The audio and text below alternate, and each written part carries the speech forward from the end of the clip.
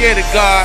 Yeah, I come through, stamp through. Call me a pretty boy and big toys. Change your opinion. Half black and Dominican. I'm blasting at your middleman. Survivor of the last slave ship. So watch me blaze this. More stories than Netflix. Mr. No Off Swiss. Now.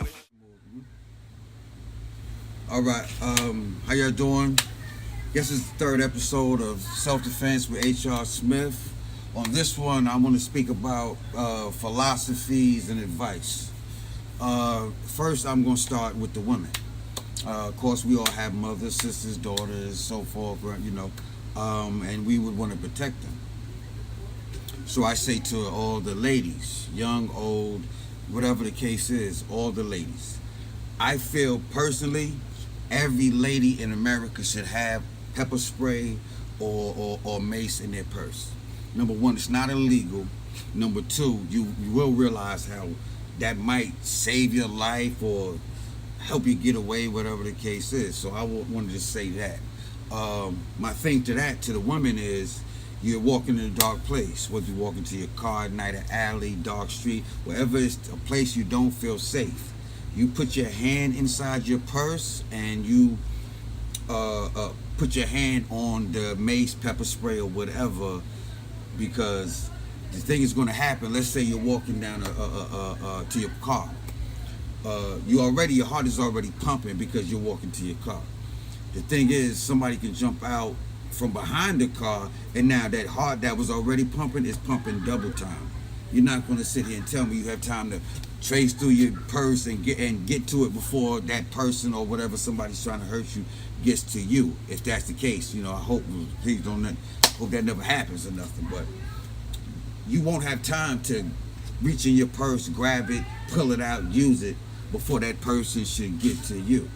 So you fumble in your purse. You keep your eye out, but you still act like you fumbling in your purse. You keep your hand on your purse. And at the same time, you keep your hand your hand is just on that device. I'm saying mace, pepper spray. Some young ladies feel more protected with a gun. Whatever the case is, you have to know you do not have time to be scared, go in the purse, fumble through stuff, and pull it out. It might be too late. So that's my advice for the women. For the young men, I'm going to say this. It's a lot of I know a lot of young guys, they do their thing, this and that, so forth. This carry guns, maybe it's to do this or do that, and the gangbang. And I'm not here to judge any of that. That's not what I'm saying. The only thing I'm saying to the younger brothers, because I got nephews and so forth and all. So my thing is, I would say that learn some kind of skill if that's what your life you should. Because if you think about it, okay, if something happens, and this is for anybody carrying a gun, you get pulled over by the police or this and that, you're going to jail. So now you're in jail without that gun, without your crew, your homeboys, and now this somebody way bigger than you is trying you or however trying to play you or whatever the case is. You don't have that gun. You don't have you're alone. Now it's really time to man up. I would suggest that all of us as black men should go learn some type of martial art training. Kung Fu, karate, boxing, taekwondo, MMA, whatever it is wrestling, whatever it is their preference, learn that. Because it's like I said in the video before, it's better to know it and not need it than to need it and not know it. Because when you need it and not know it, it's game over. But if you know it and not need it, but then one day you do need it, you know you're prepared for it. So that's for my young dudes, so forth. Now, before I go off, I want to give, that was my advice to men, women, so forth. This. My next thing I want to speak about is someone said, how do you know when you always going to be ready? Like, how do you know, how are you always ready or whatever the case is? And my whole thing is, always be ready. I walk into a room, it can be 2 to 10 to 20. I slowly but nonchalantly look at every person in that room real quickly for threats, what people are holding in their hands. So it basically, I've learned at a young age to walk in the room and be prepared for anything at that time. So that's just me. So to ask me, how am I always ready? I guess that part I learned young, as a young age. And my father actually taught me that. So Wanted to say that. So to ask me how is it, am I ready? That's the reason why I'm always, because I walk in the room and I look, not looking for trouble. No, don't get me wrong, but looking around for my environment. I got to see what's going on in my environment. Why has he got his back turned? What's he doing? And I'll play it off nonchalantly, like my nose itch or my ear itch, as I'm looking through the room, like, okay, this and that, because you really never know.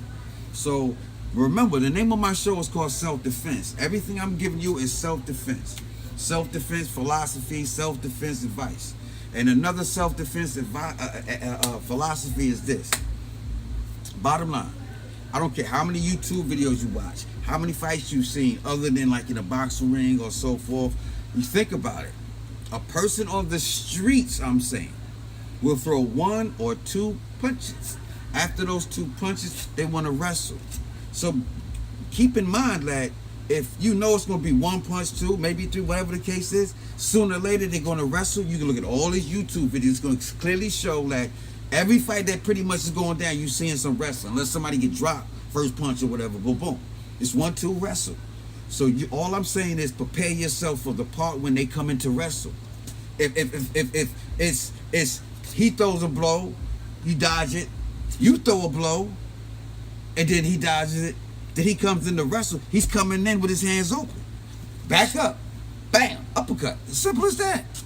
He's coming in with the ride. Ignore the noise. It's nothing. Back up. Pa.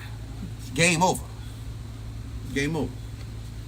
So that's my philosophies, as well as my advice that I wanted to give to y'all. Just a little. This episode, I didn't want to be all chop, kick it over. Now I wanted it to be more of, let me speak to the people. Let me let them know that this is what it is. And I'm giving you just the basics, even the information for the women, the young men, this guy.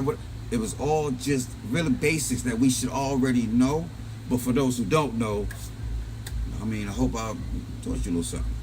I'm your boy H.R. Smith. This is Self-Defense with H.R. Smith. I'll holler at y'all later, man. Opinion, half black and Dominican. I'm blasting at your middleman. Survivor of the last slave ship, so watch me blaze this. More stories than Netflix, Mr. No